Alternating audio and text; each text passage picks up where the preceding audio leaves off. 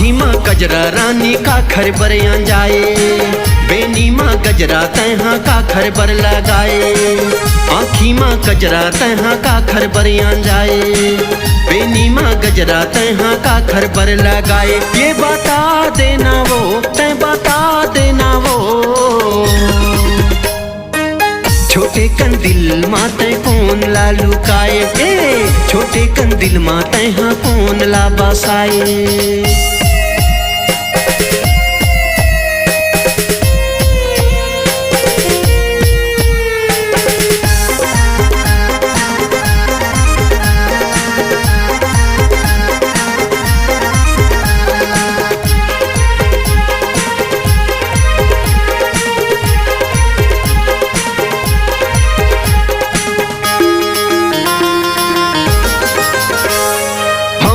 सब गुनगुनाते तोर माया के गाना, प्रेम नगर तुर गली होगे बढ़ गए आना जाना। प्रेम नगर तुर गली होगे बढ़ गए आना जाना।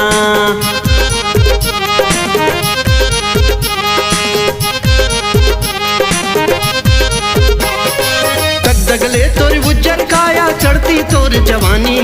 नौ छठा मन कही थे ये तो मोर हवे दीवानी। नौ छठा मन कही थे ये तो मोर हवे दीवानी। माथे माँ बिंदिया तैहा का खरबर लगाए, मुँह माँ मुँह रंगी तैहा का खरबर रचाए। खुले खुले पाल तैहा का खरबर बगराए, चुक चुक ले रूप ला तै का खरबर सजाए। ये बता देना वो, तै बता देना वो, छोटे कंदिल माते कौन ला लुकाए। छोटे कंदिल माते हाँ कौन ला बसाए।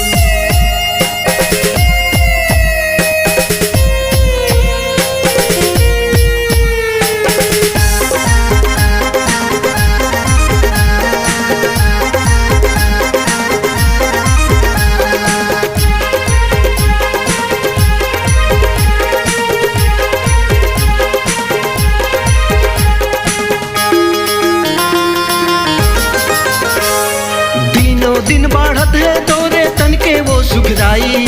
कत्को दिलहा घायल होगे देख के तोरी तराई। कत्को दिलहा घायल होगे देख के तोरी तराई।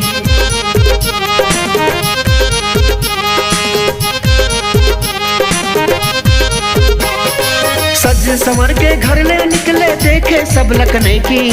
रोज हुवत है बलवा टूरी जगह जगह तोर सेती।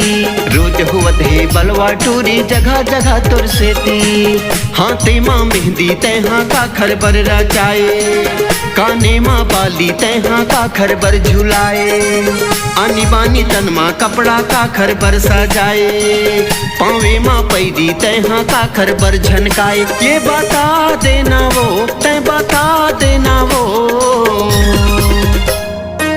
छोटे कंदिल माते कौन ला लुकाए। छोटे कंदिल माते हाँ कौन ला बसाए। आँखी माँ गजरा रानी का खरबर जाए, बेनी माँ गजरा तैहा का खरबर लगाए।